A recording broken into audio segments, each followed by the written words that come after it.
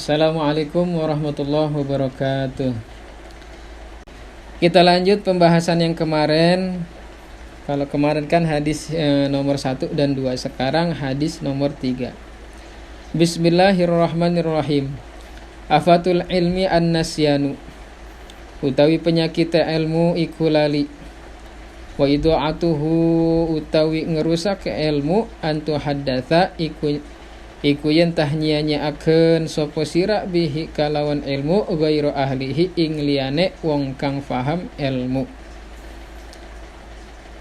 Hadis selanjutnya, Nabi Muhammad sallallahu alaihi wasallam bersabda atau berpesan kepada kita semua. Apa pesannya? Afatul ilmi an-nasyanu. Ini untuk para penuntut ilmu. Jadi musibahnya ilmu atau penyakitnya orang yang berilmu itu adalah lupa.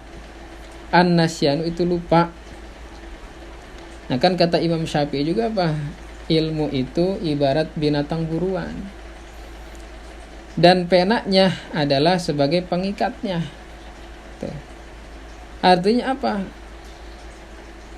Ilmu itu ibarat hewan buruan.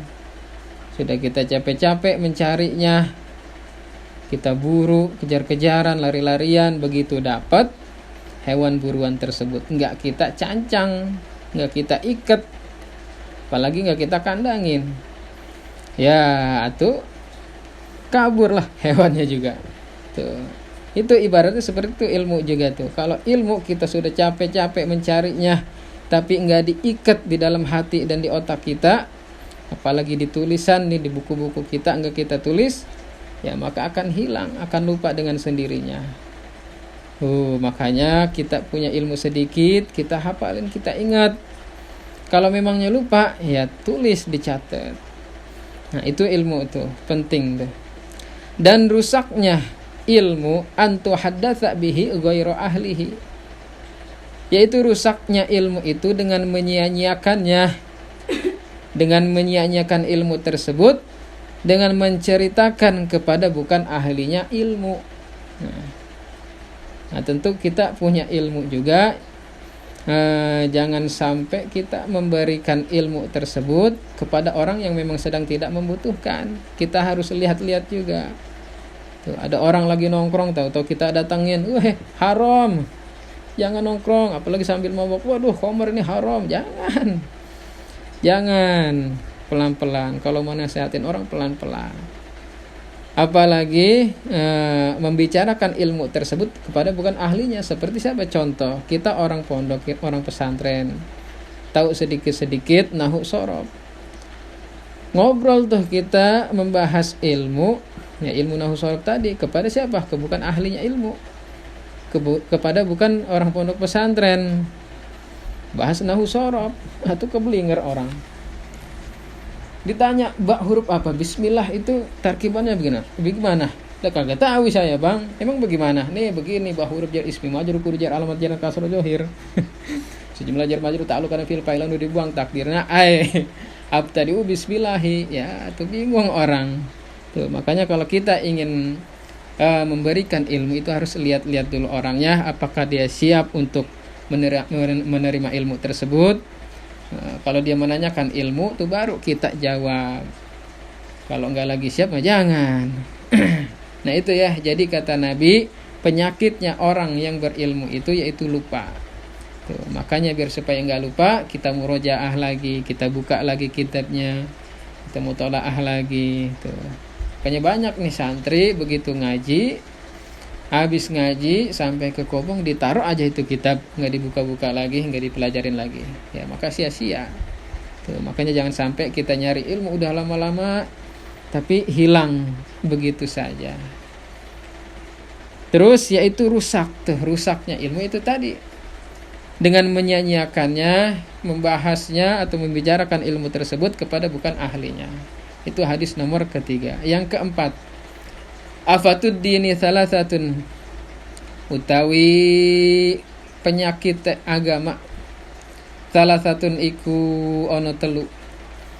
Fakihun fajirun, rupane wong alim, fajirun kang lacut. Wa imamun jairun lan pemimpin kang ora adil. Wa mujtahidun jahilun lan wong ahli ibadah kang bodoh. Hadis selanjutnya Nabi Muhammad SAW bersabda atau berpesan kepada kita semua. Apa pesannya? Afatud dini salah satu. Jadi rusaknya atau penyakitnya agama yaitu ada 3. Kalau tadi hadis nomor 3 itu penyakitnya ilmu, kalau ini penyakitnya agama yaitu ada 3. Apa saja diantaranya? Faqihun fajirun, yaitu orang yang alim, orang yang mempunyai ilmu tapi fajirun, suka berbuat maksiat, suka berbuat keburukan. Nah itu rusaknya agama itu tuh yang pertama tuh. Jadi ada seorang ustadz misalnya atau kiai, dia paham akan ilmu agama, paham halal dan haramnya, tapi dia masih melakukan yang namanya kemaksiatan, keburukan. Nah itu dapat merusak apa tadi? Agama. Tuh. Tapi memang perlu digarisbawahi bahwa ustadz dan kiai juga manusia biasa. Ya di baju dulu, tunggu di situ ya. Perlu digarisbawahi bahwa ustadz dan kiai juga sama seperti kita manusia. Jadi kan manusia mah ya tempatnya salah, tempatnya dosa. Jadi walaupun ada nantinya kita lihat seorang ustadz, seorang ulama, seorang kiai, tapi ada yang melakukan hal keburukan. Kita sebagai orang awam yang gak ngerti agama, jangan sampai menjudge bahwasanya kiai sih masa begitu, ustadz masa begitu, jangan. Itu mah urusan dia. Kita hanya mengingatkan saja bahwa ya tadi ustadz dan kiai juga sama manusia seperti kita. Jadi memang berat juga jadi seorang ustadz dan kiai, makanya saya gak mau dipanggil ustadz dah.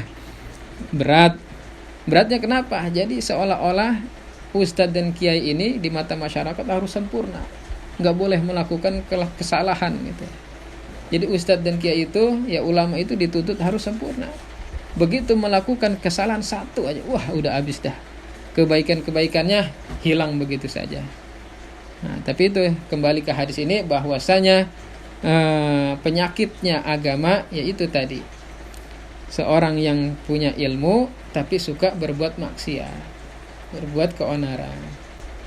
Jadi memang bukan hanya kita punya ilmu agama saja itu nggak cukup.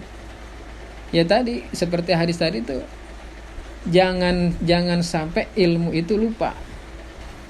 Jangan sampai ilmu itu lupa, terus jangan sampai ilmu itu nggak diamalin. Nah, yang paling penting itu diamalin. Walaupun ilmu sedikit tapi diamalin, insya Allah berkah. Tapi ilmu banyak nggak diamalin, apalagi nggak dibarengi dengan akhlak, ya maka sia-sia. Tuh, makanya tadi perlu digarisbawahi bahwa ustadz dan kiai juga ulama juga manusia biasa yang punya salah dan juga punya dosa. Jangan sampai kita membencinya, jangan. Bahaya, membenci ulama itu bahaya. Nah itu yang pertama ya, yaitu orang yang ahli ilmu, paham agama tapi suka berbuat maksiat. Kalau sekedar salah sedikit mah ya wajar lah.